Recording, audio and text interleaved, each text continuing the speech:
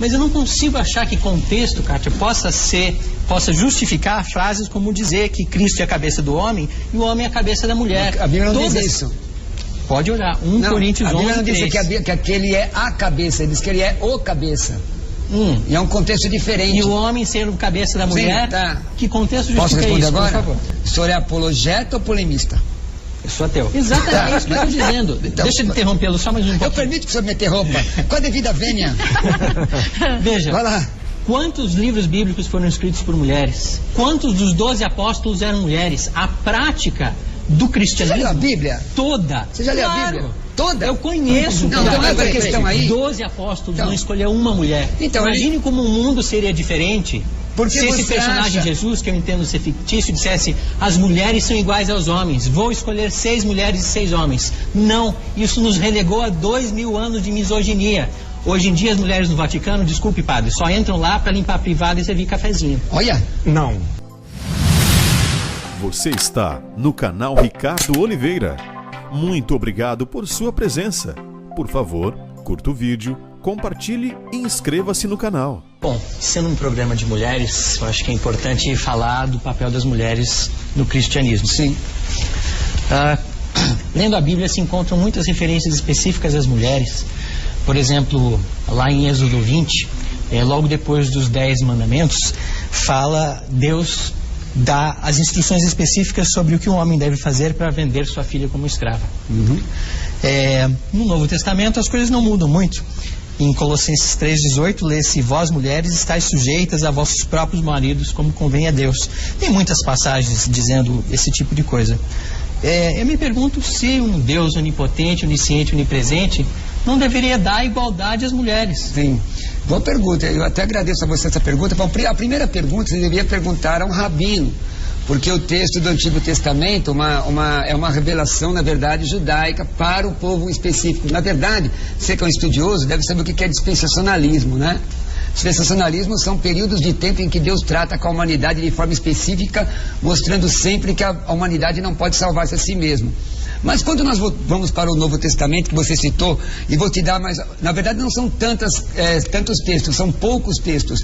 Primeiro aos Coríntios 14, se me falha a memória. 1 Coríntios 11, 3. 1 de Pedro, capítulo 3. Pastor, sabe tudo na ponta da língua. Nossa, a Bíblia aqui. A Bíblia tem 66 livros, 1189 capítulos, 31.173 versículos. Para ser um homem de Deus e ministrar, tem que falar do que conhece. Eu sou menor dos meus irmãos, mas o Espírito Santo nos dá graça. Na verdade, o texto fora do contexto já era pretexto, não é assim? Se eu tirar o texto fora do contexto, na igreja que eu dirijo nós temos pastoras.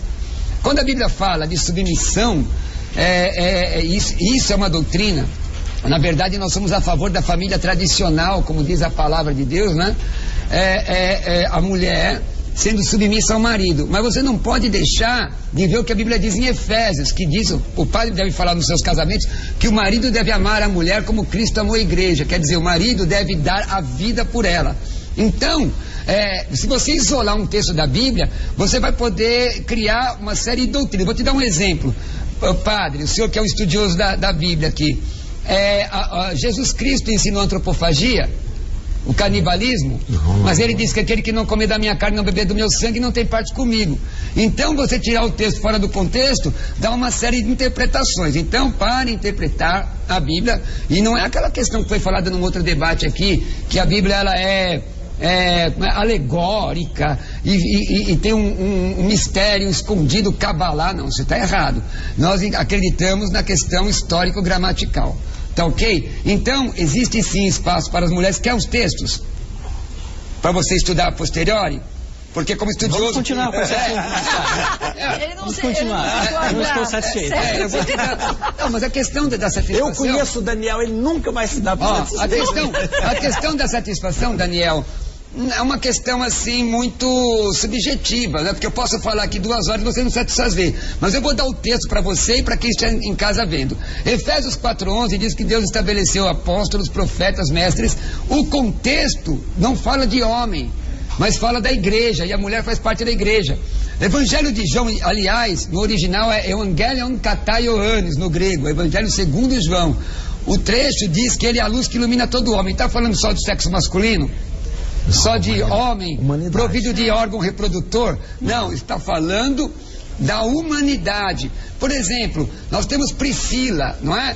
Priscila, Romanos 16, que ela está atuando. Lídia, foi uma outra Lídia. Muito obrigado, meu amigo padre. Lídia. Não é? Lídia, ela trabalha na igreja. Então, na verdade, inclusive, historicamente, o cristianismo ajuda a mulher e não aliena.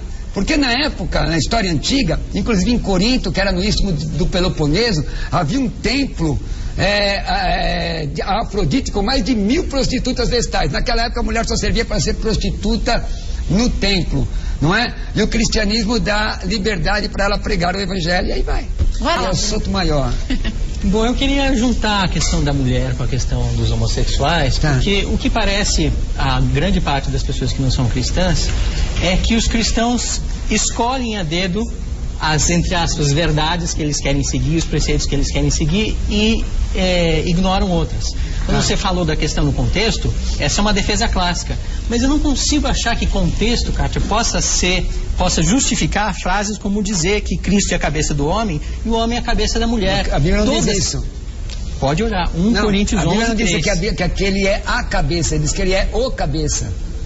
E é um contexto diferente. E o homem sendo cabeça da mulher, sim, tá. Que contexto justifica isso, pastor? Posso responder agora? Por favor. O senhor é apologeta ou polemista? Eu sou ateu. Eu quero saber que dentro dessa versão, porque, mano, eu fiz só por brincadeira, tá? O texto que você está citando, está na primeira epístola de Paulo aos Coríntios, capítulo 11. 11:3. Quando ele diz que Cristo é a cabeça do homem. Na verdade, a Bíblia foi escrita e a história mostra num contexto patriarcal. É óbvio. Exatamente, tá, é isso que eu estou dizendo. Então, deixa eu interrompê-lo só mais um pouquinho. Eu permito que o senhor me interrompa. Com a devida vênia. Veja. Vai lá. Quantos livros bíblicos foram escritos por mulheres? Quantos dos 12 apóstolos eram mulheres? A prática do cristianismo... Você já leu a Bíblia? Toda. Você já leu a Bíblia? Toda? Eu conheço o que peraí. Você começou a sua assertiva com a questão parece. Parece não quer dizer que seja. Uma coisa pode parecer e não ser. Para ser, você tem que conhecer. Você tem que entrar dentro da questão da teoria do conhecimento, por exemplo, epistemologia. Vamos voltar ao assunto? Não, mas eu estou voltando. Eu estou te dando o quadro para chegar lá. Porque não adianta chegar aqui no... 2 milhões de pessoas e jogar uma assertiva. Muito simples, então essa questão aí... 12 apóstolos não escolheram uma mulher. Então, imagine como o mundo seria diferente porque se esse personagem Jesus, que eu entendo ser fictício, dissesse: as mulheres são iguais aos homens, vou escolher 6 mulheres e 6 homens. Não, isso nos relegou a 2000 anos de misoginia. Hoje em dia as mulheres no Vaticano, desculpe padre, só entram lá para limpar a privada e servir cafezinho. Olha, não, as mulheres vou bater pra baixo. Mas essa batina, eu vou ficar no meio dessa batina. Não pode. Mas as mulheres não podem. O machismo, tradicionalmente, é um deixa eu dado dizer uma coisa. Daniel, no espiritismo... Deixa eu lhe dizer uma coisa. O senhor está livre dessa. Não, deixa eu lhe dizer, racismo. Uma religião... Do racismo. Olha, o racismo... Uma religião... Porque não, mas eu não posso. A mulher, seja ela... A mulher... não é uma raça específica. Isso é uma questão de ciência. Bom, mas tudo bem. Na verdade, o Daniel... Onde está a igualdade da mulher? Deixa eu lhe dizer uma coisa. Então, eu vou responder isso. Mas primeiro eu quero te responder uma coisa ao senhor e aos nossos mais de 2 milhões de telespectadores. Toda religião que tenta adaptar-se às conveniências do mundo ou ao pós-modernismo, ela não presta. Na verdade, o cristianismo apronta paradigmas para que nós nos adequemos a ele. Então, agora explicando esse texto dentro de um contexto histórico que você está citando, Corinto. Em Corinto havia, como eu disse, era uma igreja no istmo do Peloponeso, deve conhecer de geografia, né? Onde se passava barco pelo meio da cidade e havia um templo Afrodite com 1000 prostitutas vestais. Por que Paulo cita essa questão da mulher ali? Porque a mulher entendeu, inclusive, vou te dar o autor, porque é bom dar o autor também, Pilman, um escritor judeu, no seu livro A Bíblia Livro por Livro, ele é judeu, convertido ao cristianismo, já falecido. Ele explica que as mulheres naquela época entenderam a mensagem da liberdade de Paulo equivocadamente, né? E elas, por conta da liberdade, que conhecereis a verdade vos libertará, elas tentavam ser iguais às prostitutas do templo de Afrodite. E isso causou uma celeuma. Você vê que isso acontece lá. Quando você interpreta o texto, você tem que interpretar o texto. Isso é doutrina? Isso se aplica só àquele lugar? Por que Jesus não escolheu uma mulher? Primeiro, Jesus não era legalista. Ele era supralegalista. Doutor Merval Rosa, no livro Psicologia da Religião, eu dei aula nessa época de Psicologia da Religião na faculdade, e ele diz o seguinte, que Jesus era supralegalista, mas ele não queria afrontar o que estava estabelecido, entendeu? Então, não por exemplo... afrontar a misoginia da época, mas é isso que ele tinha que fazer. Não, mas tinha que mostrar que as mulheres são iguais. Deixa eu terminar aqui deixa eu concluir. Justamente, aí você vê que Jesus era sustentado e guardado por uma série de mulheres. Qual foi a primeira testemunha da ressurreição? Meu Deus do céu. Quem é a primeira testemunha da ressurreição? Então, você vê o cristianismo, porque veja, o senhor está tirando o texto, eu estou lhe respeitando. O senhor está tirando o texto fora do contexto. Eu estou mostrando a amplitude da revelação bíblica com relação à mulher. Tem um texto de Esther. Esther é homem ou mulher? E Débora? Que não foi escrito por uma mulher. Mas o caso de... Mas quer dizer que o senhor se firma no fato de ser escrito para nós o principal. Só um minutinho, Fábio. Para nós o principal é que a orientação da Bíblia, eu sei que o senhor não crê, mas para nós é a orientação do Espírito Santo. Qual é o livro que chama a pessoa pelo nome antes dele nascer? Não é as Centúrias de Nostradamus, não, é a Bíblia. Qual é o livro que diz que uma nação ia nascer num dia só? Está lá no livro do profeta Isaías, é a Bíblia.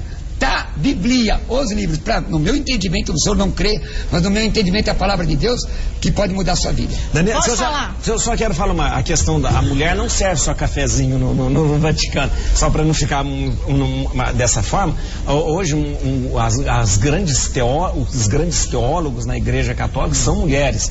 Nós temos a Academia de Ciência dentro do Vaticano, que nós temos 26 ganhadores do Prêmio Nobel, tem mulheres também. Ricardo Oliveira, proclamando as boas novas do reino. Lembre-se, a verdade sempre vence.